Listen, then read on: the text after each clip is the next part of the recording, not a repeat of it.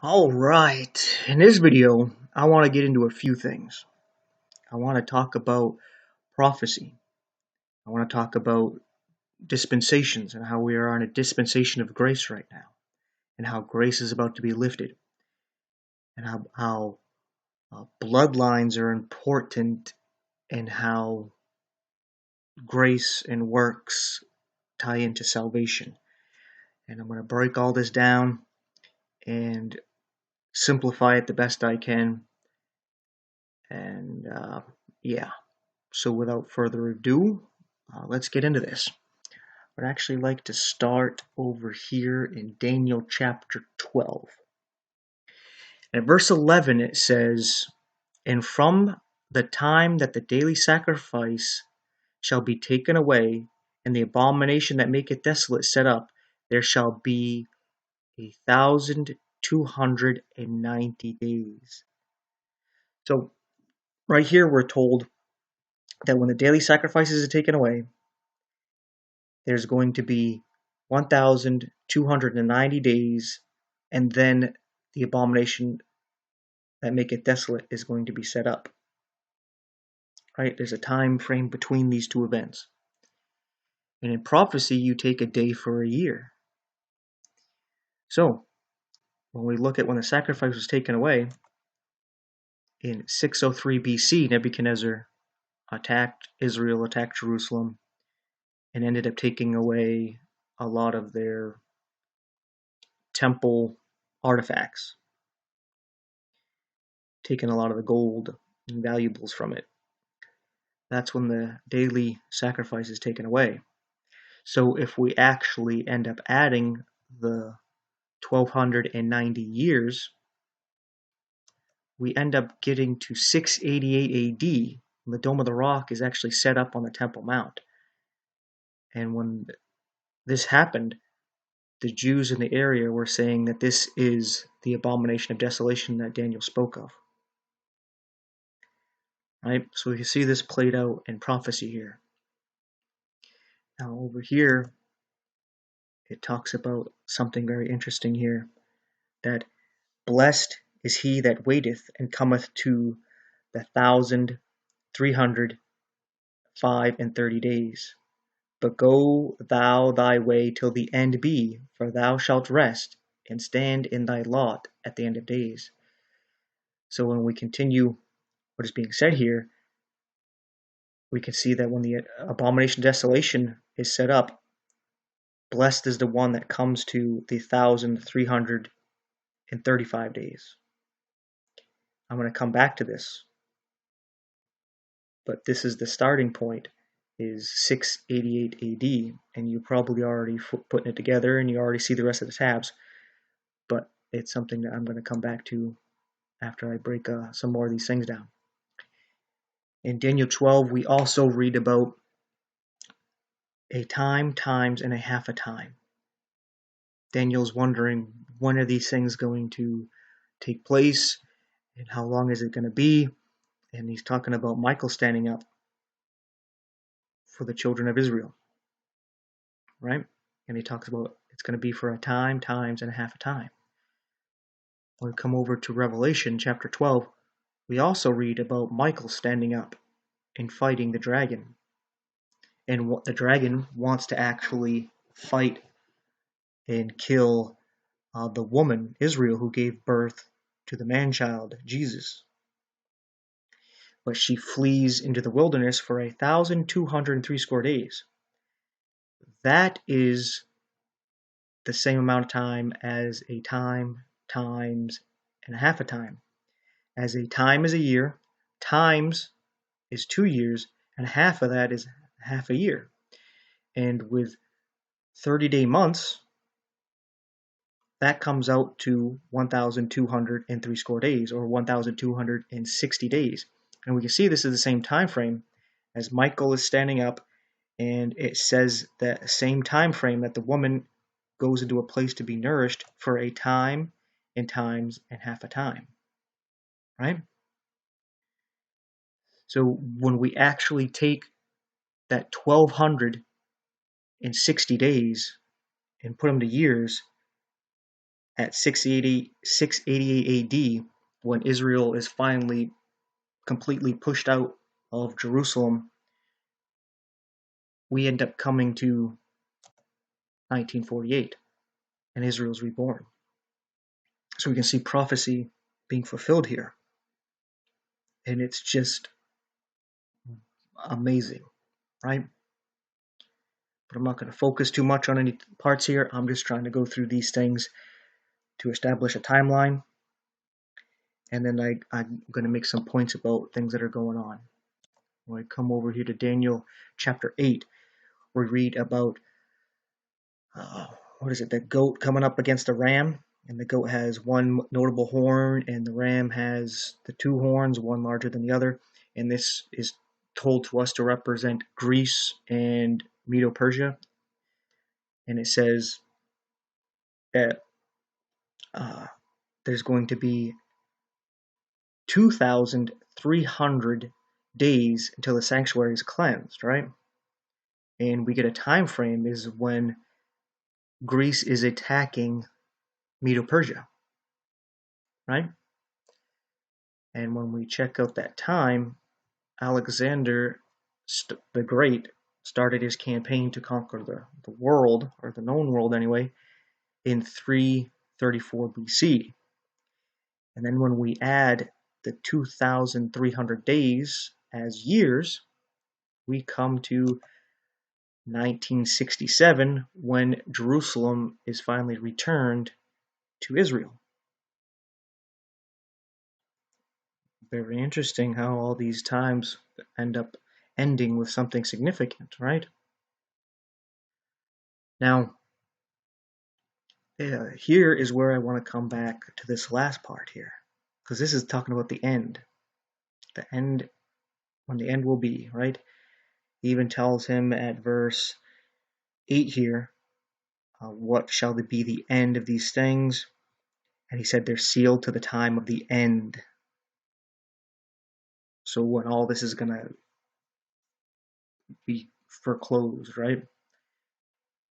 And it actually has a lot to do with Daniel's 70 weeks, which we read in chapter 9 of Daniel, where there's 70 weeks, and there's a covenant being confirmed, but in the midst of it, something happens, and we still have to finish that 70 weeks, because a lot of people seem to think that the 70 weeks have already been accomplished, and they were accomplished just 3.5 years after Jesus was crucified, except in Daniel 9, we read about the prince that shall come to destroy the city and the sanctuary. That did not happen in that time frame. So we got to grasp what is happening in Daniel, where he says that there's a cutoff to the end. You see, when the Messiah is cut off, the time is cut off, and there's a grace period. And that's what I want to get into, because the grace period seems to be ending in 2023, as that's the year that we get to when we add the 1,335 days to 688 AD. We come to 2023. And as you can see here, there seems to be just a few things off the top search here about the rapture in 2023. People discussing it in forums. Somebody has some kind of blog or something here about it. We have a YouTube video about it. I'm not saying that's what's going to happen. I'm saying I'm going to be looking and paying attention. Right?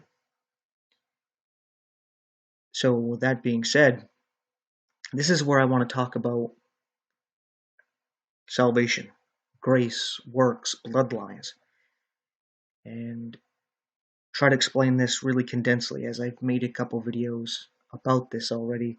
One was that Judas was different, and then I put up one about mingling with the seed of men, where I was getting into this, and it has to do with bloodlines.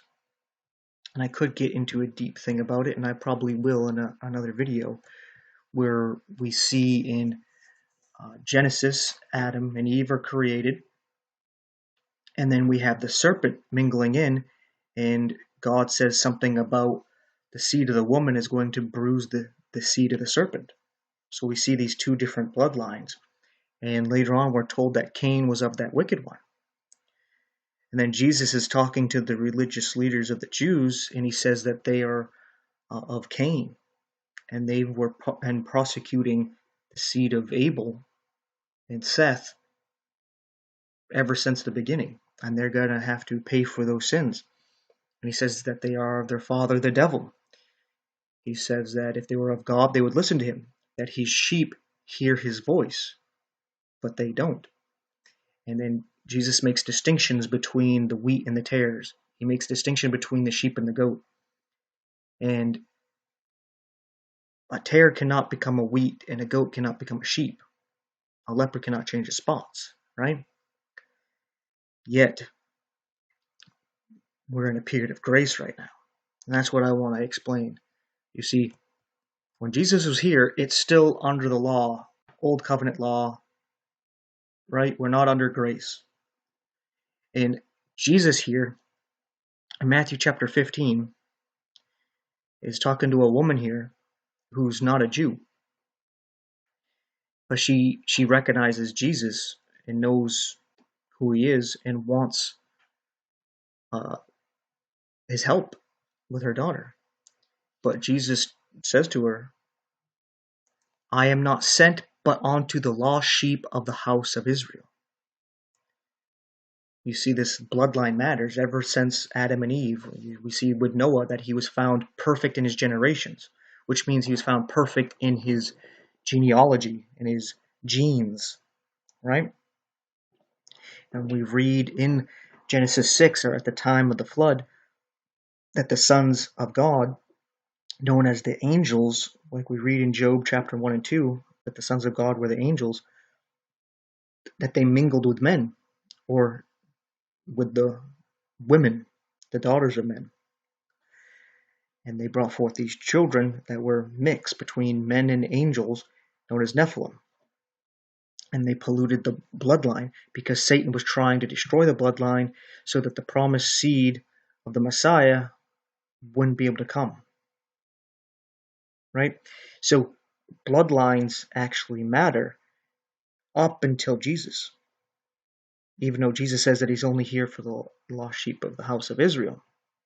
Right? But there's also prophecies of everything going out to the scattered Jews that had been scattered all throughout the Gentiles, right?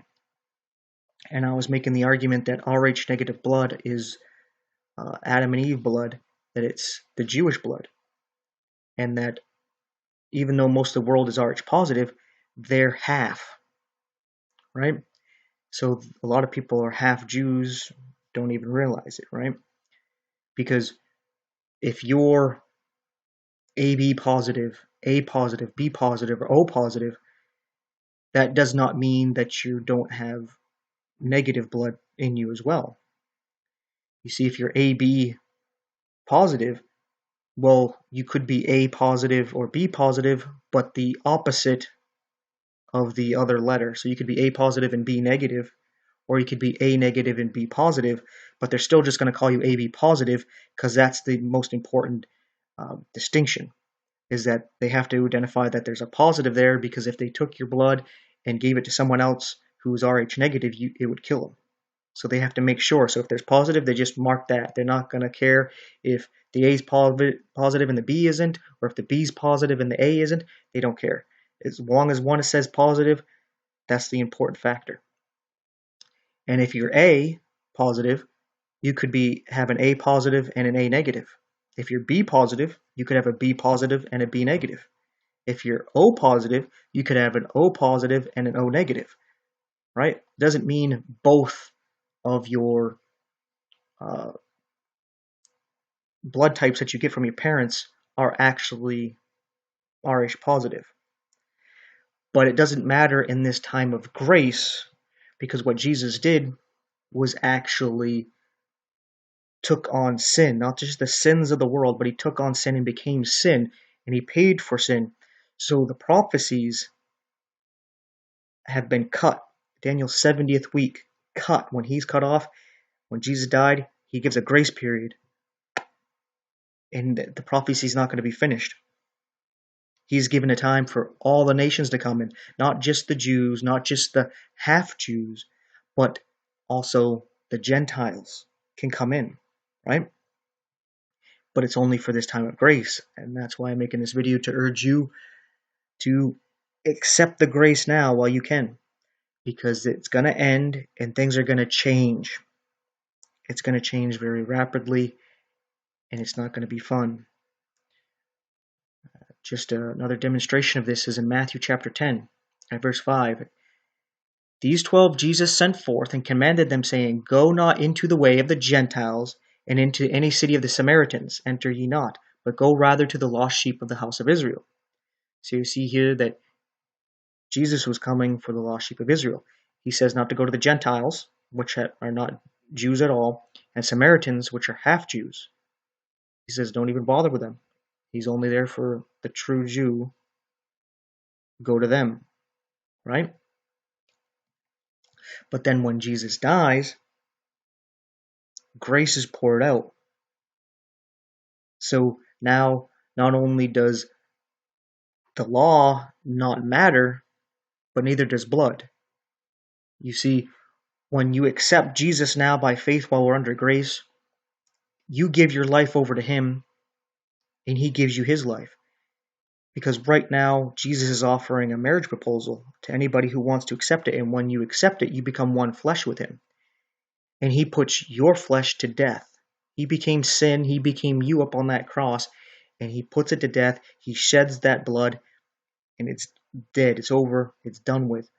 And then he gives you his perfect righteous life. And he happens to be a Jew. So you become part of the family. You are grafted in by being the part of the body of Jesus, right? So you can come into that. But there's going to be a time where the grace is cut off, right? And it's no more. God's going to take his people, just like we've read here in Revelation chapter 12, that Israel gave birth to the man-child and he was taken up. Well, these things happen more than once, right? There's nothing new under the sun. What has happened will happen again. I think this is Ecclesiastes chapter 1, verse 9. Everything we see has happened happens again. And this is evident with, you see the night and day cycle. You see the weekly cycle, the monthly cycle, the yearly cycle, the seasonal cycle, birth, life, death cycle. Everything's circular, right? It's repeating like a clock, always going 1, 2, 3, 4, 5, 6, 7, 8, 9, 10, 11, 12, and repeating over and over, right? I know I can keep saying it over and over, but really trying to make that clear. So while this grace is going to end, it's going to come right back, and the rapture is going to happen. So those who have accepted grace are going to be taken.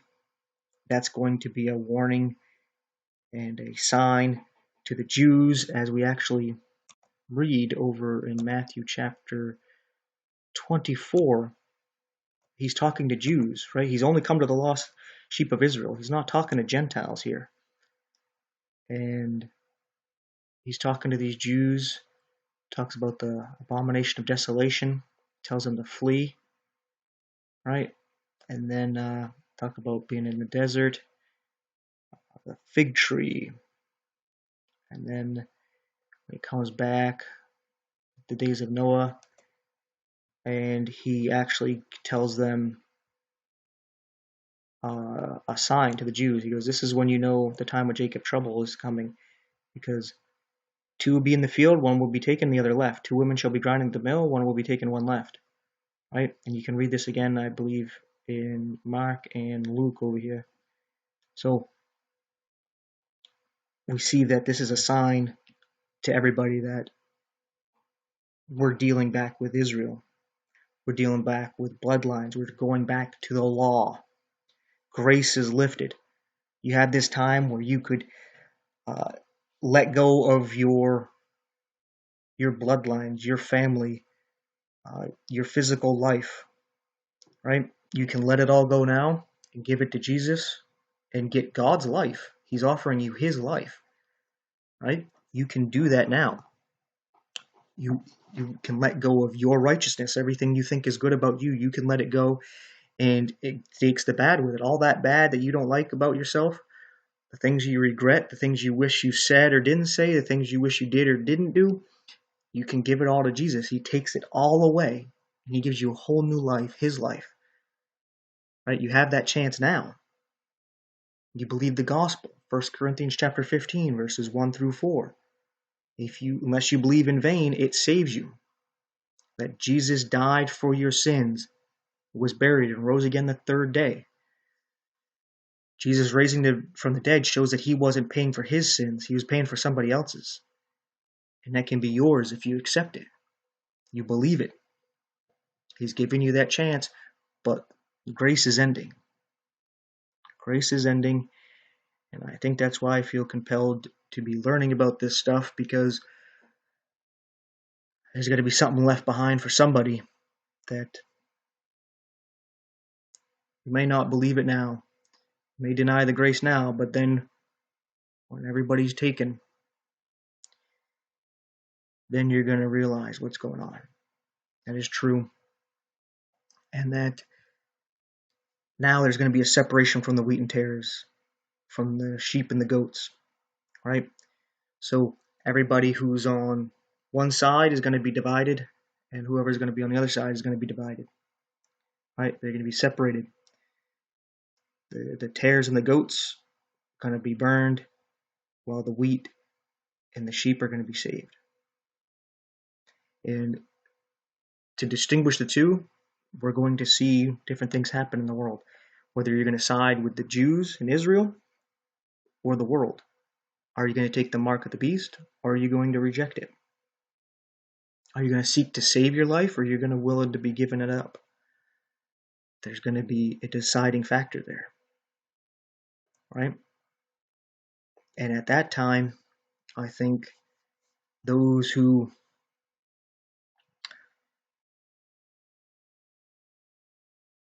have the different bloodlines, it's going to be tougher for them. I don't know if that time people who are a tare, is it possible for them to become a wheat, or if they're a goat to become a sheep? I don't know. I like to think so, but grace is going to be lifted, and I don't know. I think they're going to be willing to turn on Israel and the Jews. They're going to side with the world.